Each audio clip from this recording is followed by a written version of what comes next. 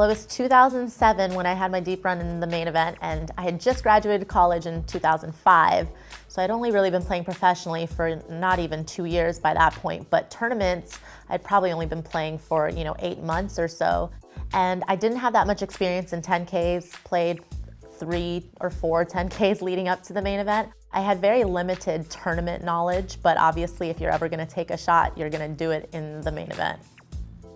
Well, when I first got into poker, I could have never imagined stepping into a room full of 6,800 poker players that put up $10,000 all trying to, win this amazing grand prize of, 5, 6, 7 million. It felt like a dreamlike state, I think is the best way to describe it, because you never really know what to expect in any given poker tournament, but especially in something like this.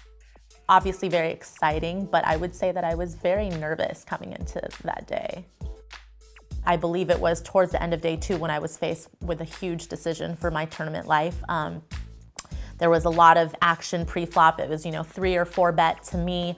I had queens, and it was obviously against someone who's very experienced. And on the flop, they put me all in, and it was, an 8 high board. And it would have been my tournament life on the line, but the way they played their hand, they could have easily had aces or kings, and I know better than to sit here in the main event looking at queens, which is an overpair, and be like, okay, I'm gonna risk my entire tournament life on this. I remember taking maybe like 6 or 7 minutes. Nobody called the clock on me. Everybody let me have my time, and the person was sitting directly to my left, and I looked at him, and I was just staring at him for the entire 5 minutes. And I was really just trying to get a live read off of him, because at that point I just had to defer to that. I couldn't really go by anything that happened in the hand because the way he played it, it was as if he had a better hand than me. So I just was hoping he would give me something. And I remember so vividly, like it was yesterday, his neck just started like pulsating. And obviously I could read that as nervousness, or sometimes people are really excited because they have a huge hand. But because he's an experienced pro, I felt like that was more just nervousness. And I felt like the longer I waited him out, the more nervous I sensed his body language to be. And I think I'm so fortunate he was sitting right next to me, because if he was sitting across from me, maybe I wouldn't have picked up on these physical tells.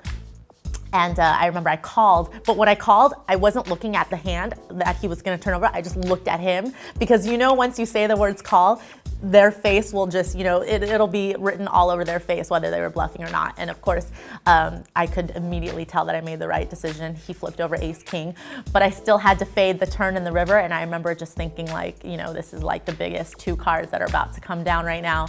And obviously my queens ended up holding up, and it was a huge turning point. And I remember it gave me a really big stack, and it also gave me the confidence for the rest of the tournament to just go with my reads.